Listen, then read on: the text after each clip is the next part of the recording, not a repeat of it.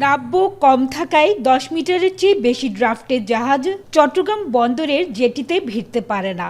খাদ্যশস্য, ভোজ্য তেল, সার, কয়লা, সিমেন্ট ক্লিংকার, পাথরসহ ৬০% আমদানি পণ্য বহির্নোঙরে ছোট জাহাজের মাধ্যমে খালাস হয়। প্রতিদিন গড়ে পণ্য নিয়ে অপেক্ষায় থাকে শতাধিক জাহাজ।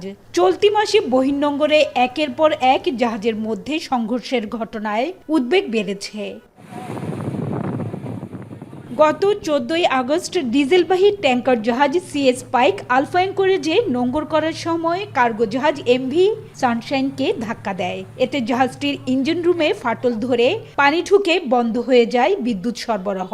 দুদিনের মাথায় এমভি আনাসা নামের আরেকটি কার্গো জাহাজ নোঙর করা থাকা এমভি জাহানকে ধাক্কা দেয়। এর কয়েকদিন আগে বন্দর চ্যানেলের কর্ণফুলীর মোহনায় স্টিয়ারিং বিকল হয়ে রিটেইনিং ওয়ালে আটকে যায় একটি কন্টেইনার জাহাজ।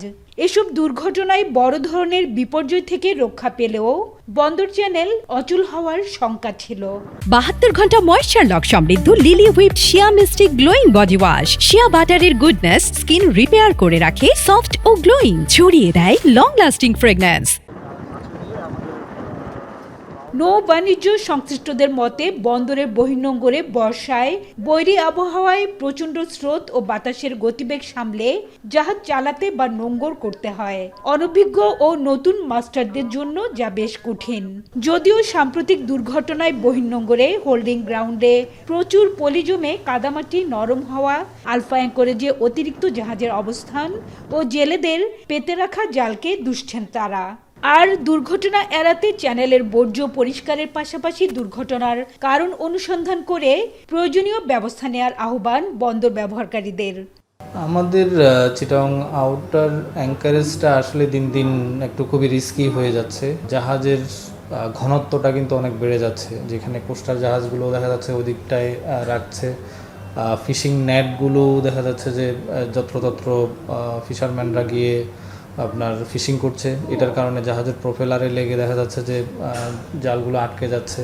বিভিন্ন অ্যাঙ্কর কিংবা জাহাজের অনেক ভারী বজ্র বা বিভিন্ন ধরনের জিনিস যদি পড়ে থাকে, সেগুলো এখান থেকে যদি উদ্ধার করা যায় বা এগুলোকে যদি এক্ষেত্রে পরিষ্কার করা যায়, তাহলে কিন্তু এই যে জাহাজগুলো অ্যাঙ্কর করার সময় যে একটা দুর্ঘটনা বা অ্যাঙ্করটাকে সঠিকভাবে সে প্রতিস্থাপন করতে না পারার যে একটা দুর্ভাবনা, তার থেকে তারা জাহাজগুলো মুক্তি পাবে। বন্দর কর্তৃপক্ষের পাশাপাশি এসব দুর্ঘটনায় তদন্ত কমিটি গঠন করেছে নৌবাণিজ্য অধিদপ্তরও। তারা বলছেন, বর্ষায় সাগর উত্তাল থাকায় জাহাজের মাস্টার ও টিমকে বেশি সতর্ক থাকতে হয়।